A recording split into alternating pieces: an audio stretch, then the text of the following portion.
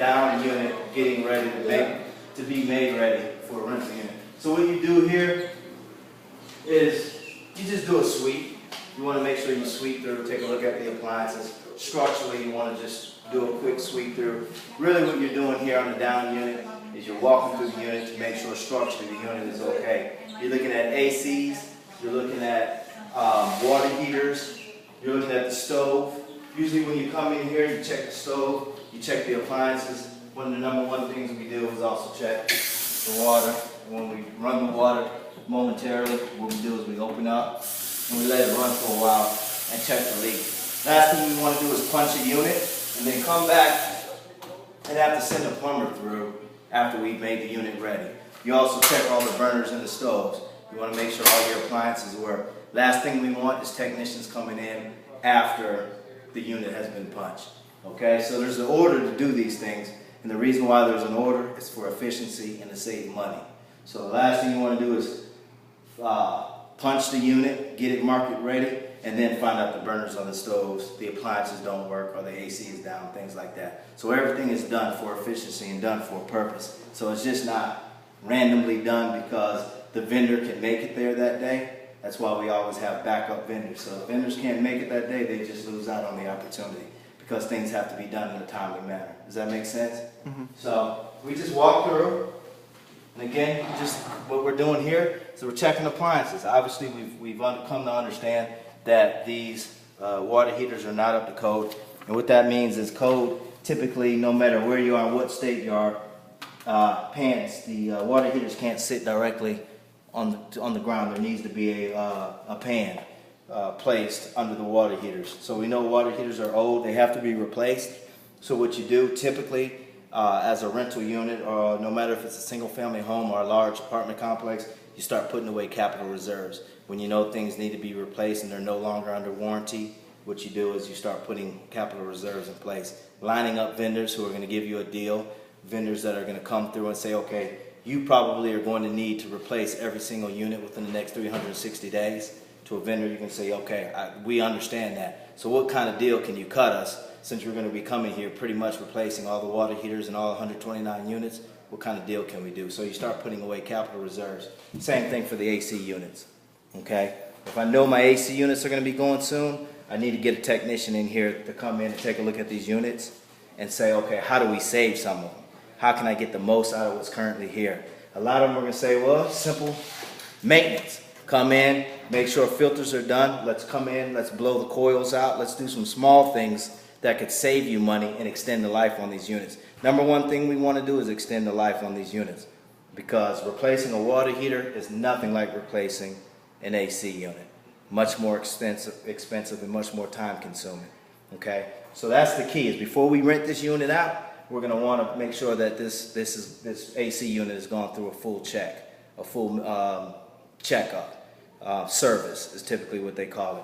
Why do we do that? It's because I don't want to move a tenant in and then the tenant's AC doesn't blow cold, or we're coming up on the holiday season, winter, or it doesn't heat properly and we have unit problems. Now we're coming in on a brand new tenant who's now just currently moved in, and now we're ripping an AC unit out. That's going to really upset the tenant, especially during the holidays. We got technicians coming in and out during the holiday season. And these are things that, to be quite honest, that management should do in the first place. So, this is our job. Before we put a unit on the market and we advertise it as rent ready, we need to make sure that the appliances work. Does that make sense? Mm-hmm. So, again, coming in, I don't think the lights are on in this unit, so I don't know if you can see. But all we're going to do is turn the water on, check the vanity, flush the toilets. You want to make sure the toilets are flushing properly. You're checking for leaks. You're going to also turn the showers on, run the showers for a little bit. Again, all we're simply doing is checking for leaks. And you can see more. We'll probably get to a unit that has electricity on, and I'll show you exactly what I'm talking about. Closet areas, when we come into the closet areas, we just want to make sure that the shelving is sturdy. So we come through, we check the shelving, we want to make sure the shelving is sturdy. This is the time when you want to make these kind of repairs, when it's empty. Not when a tenant has put all their clothes on the racks, and the rack then breaks down. Then you got to come through, negotiate, the tenant's closed. This is the time where you do the checks. You just don't walk through a unit and say, hey, it looks good, smells good, let's rent it. There's actually things that need to be done, preventative maintenance that needs to be done well before you move a tenant in, or say, hey, this tenant or this unit is no longer a down unit, it's a ready unit. Okay? Also, any unit that's facing outward, we talked about this when we were on the street. Any unit that faces outward, we need to put a capital or a budget, put together a budget for all blinds to be uniform. We don't want any blinds to be missing blades that are pointing outward.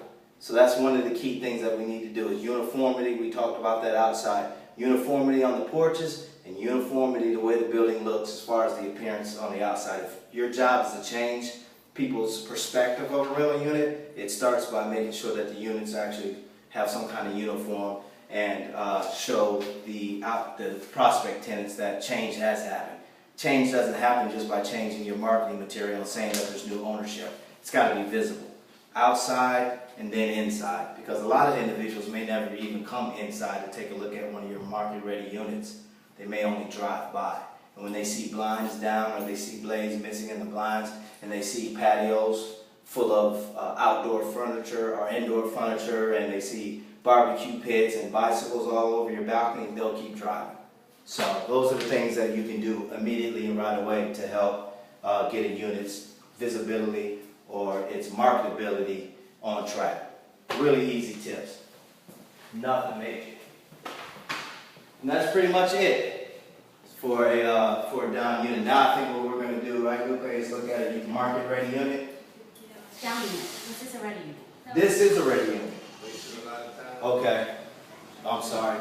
This is a ready unit. So when you're flipping the script, if this is a ready unit, then looking at what we've cited some things that need to be done probably correctly on this unit. So this would be considered a ready unit. In my book, it would not be a ready unit. This is not ready move-in material. There's still touch-up things that need to be done. It's small things, but still wouldn't be categorized as a ready unit. But with that being said, you're 90% there. There's just small things that you need to do and need to check. And again, a lot of those things can be done within 45 minutes. How many maintenance technicians do we have?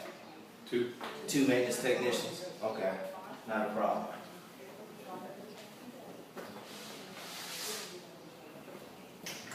And where's this come from? Pressure wash.